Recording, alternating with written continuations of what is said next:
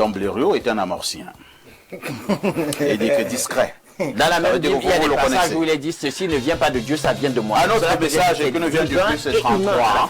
Alain Do, calmez-vous, Ouais. calmez-vous. Prenez un verre d'eau, Alain Do. Alors, bonjour à vous sur le plateau. Parfait à ici. La Bible est un recueil d'affabulations et quiconque a un cerveau en bonne santé peut le voir tellement c'est incohérent. Dieu n'a jamais créé l'homme à son image et c'est l'homme qui a créé un Dieu à son image. Observez un peu. Dans la Bible, on nous parle d'un Dieu jaloux, vengeur, qui peut se fâcher, qui peut être content et qui aime être glorifié. Voilà donc des caractéristiques typiquement humaines. Comment une entité divine peut être contente ou fâchée? Donc, en gros, leur Dieu n'est pas différent de l'homme qui est totalement faillible.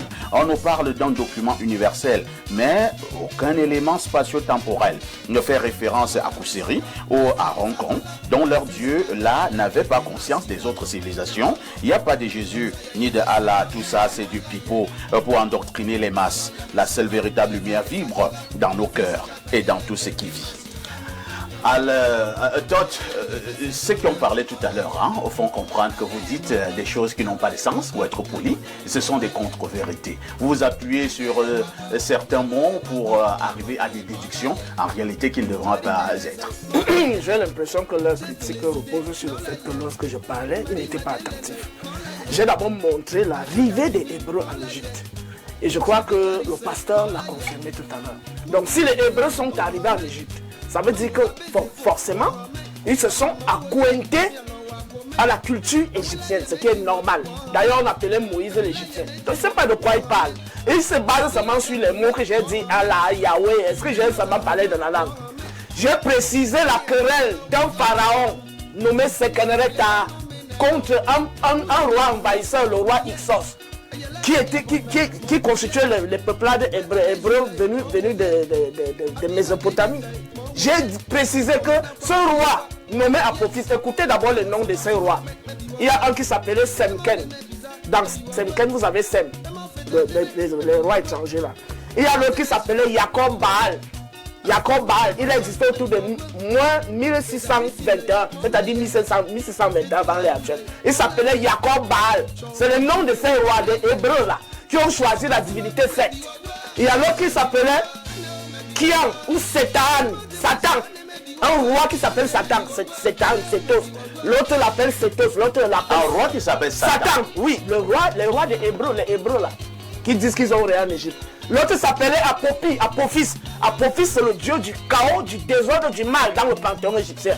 Ils ont pris les divinités qui ressemblent à Yahweh, à Elohim, qui a les mêmes caractéristiques que Yahweh et Elohim, pour montrer que Yahweh, le dieu de la Bible, est Satan. Écoutez les manifestations de Yahweh. Somme 18, verset... Somme 18, verset 8. Verset 7 d'abord. Dans mon angoisse, on n'aura plus beaucoup de temps, rapidement. J'invoquais Yahweh, vers mon Dieu, lançais mon cri. Il entendit le son de ma voix. Et bon, voilà. Et la terre ébranla et chancela. Les assises des montagnes frémirent. Sous la colère, elles furent ébranlées. Une fumée monta de ses narines et de sa bouche. Un feu dévorait des braises s'y enflammait, inclinait les cieux, descendit une sombre nuée sous ses pieds, il chevaucha. Donc on dit, faut dire quoi? Le Dieu, dans cette partie du psaume, on parle d'un Dieu qui se manifeste tel que les orages, les tempêtes, la nuée, la colère, la violence. Voilà les manifestations de Yahweh. Et dans ce livre, il y a plusieurs versets qui font référence à l'homosexualité, notamment la Genèse, les deux arbres. Il y a plusieurs versets. La Bible ne condamne pas l'homosexualité? La Bible, justement, est contradictoire. Elle condamne parce qu'on dit, je cite quelques contradictions. Et je vais citer les versets où il y a des choses horribles que Yahweh demande aux gens de faire. Allons-y. Parmi les versets, les contradictions. Mon peuple périt faute de connaissance. Heureux ceux qui croient sans voir. Le royaume des cieux n'hérite pas du sang et de la chair. Jésus est ressuscité avec son propre corps, son corps physique, et il est monté au ciel. Voilà les contradictions. Autre contradiction. Dieu est omniscient, mais il oublie de créer la femme. Il est omniscient, mais il ne sait pas que l'homme va se rebeller contre lui plus tard. Donc Dieu est imparfait. Maintenant, on avance en citant les quelques passages de la Bible que les gens pourront aller lire eux-mêmes. Les quelques passages de la Bible que les gens pourront aller lire eux-mêmes. Dieu commande au peuple hébreu de manger les caca. Ah Je bon? peux lire au moins la partie là. Oh là là. Si tu permets, je lis. Les excréments. Oui, lisons. Vous dites que c'est dans quelle partie de la Bible? Ézéchiel, chapitre 4, verset 12. Qu'est-ce qui est écrit? Tu mangeras cette nourriture sous la forme d'une galette d'orgue qui aura été cuite sur des excréments humains. Et Yahweh dit, c'est ainsi que mais les galettes cuites sur les excréments, ça veut dire que vous mangez les excréments, c'est clair. Voilà. Je veux dire ça. C'est ainsi que... Suis la suite. Écoute la suite.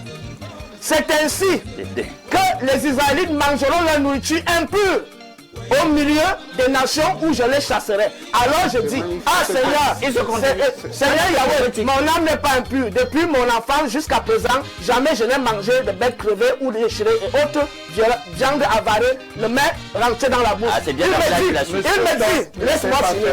Il me dit, eh bien, je t'accorde cela. Il ne peut pas faire des choses. C'est une parole.